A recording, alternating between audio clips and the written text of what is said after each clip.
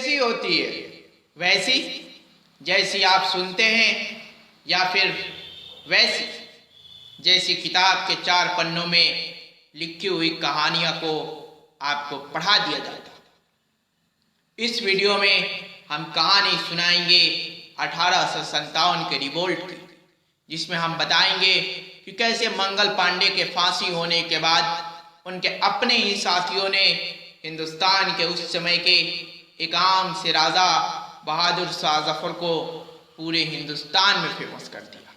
तथा इस कहानी में रानी लक्ष्मीबाई भी होगी, जो अपनों के लिए लड़ती हुई वो शहीद हो गई, और उन 60,000 हिंदुस्तान के सैनिकों की भी बात होगी जिन्हें यो नौकरियों से निकाल दिया गया। आइए आपके लिए यो कहानी को शुरू करते हैं। कहानी शुरू होती है सन 1600 में। ब्रिटिश ईस्ट इंडिया कंपनी के कुछ लोग रॉयल चार्टरशिप से व्यापार करने के लिए हिंदुस्तान में आए।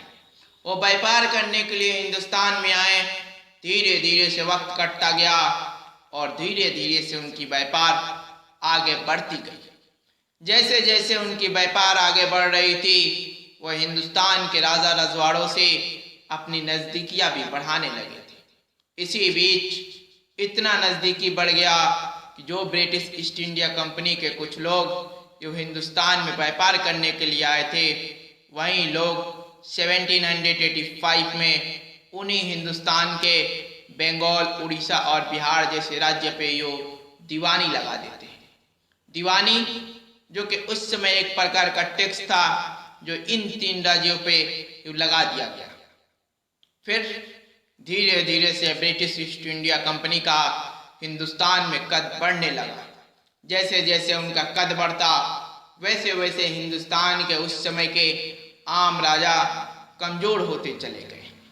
और इसी बीच ब्रिटिश ईस्ट इंडिया कंपनी के उस समय के गवर्नर जनरल लॉर्ड डलहौजी ने एक कानून लाया, डॉक्ट्रिन ऑफ लैप्स, जिसके तहत डलहौजी ने यह कहा कि अगर किसी राजा रजवाड़े में वहाँ के राजा दित करते हैं, अगर उनका अपना सन नहीं है, अगर उनका एडॉप्ट किया हुआ सन है, तो वो वहाँ का किंग नहीं बनेगा, बल्कि उस टेरिटरी को British east India company capture कर लेगी।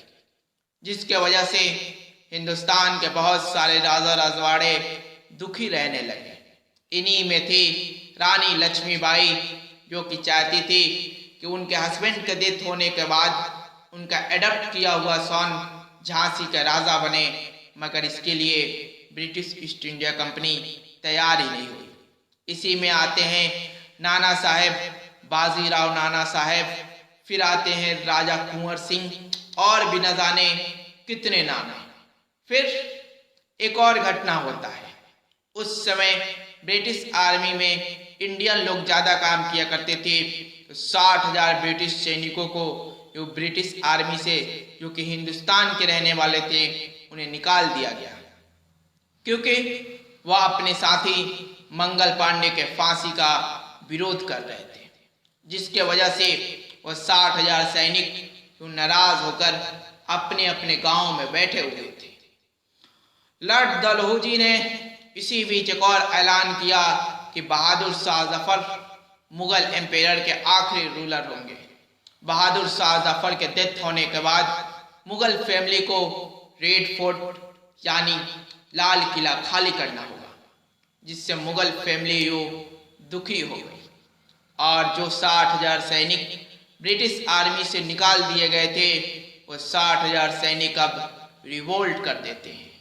और यहीं से शुरू होता है द इंडिपेंडेंट वार ऑफ 1857 यानी 1857 की क्रांति।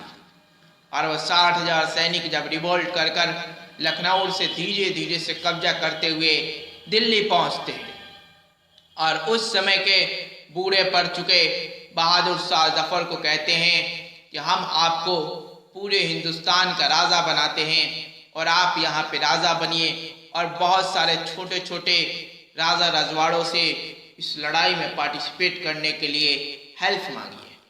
बहादुर शाह जफर पहले तो थोड़ा इतराए, मगर उन्होंने इसे स्वीकार कर लिया और उन्होंने लेटर लिखकर बहुत सारे राजा रजवाड़ों से हेल्प मांगे।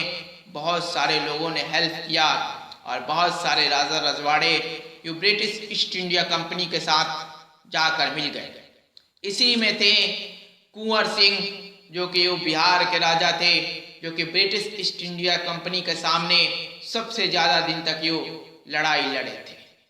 धीरे धीरे से वक्त कटता गया और British east India company bounce back करती है और बाउंस बैक करते हुए फिर से जो बहादुर शाह जफर दिल्ली के राजा बने थे उन्हें हरा देती है और उन्हें आजीवन कारावास में बारवा भेज देती है और धीरे धीरे हिंदुस्तान के लोगों पर फिर से कब्जा कर लेती है।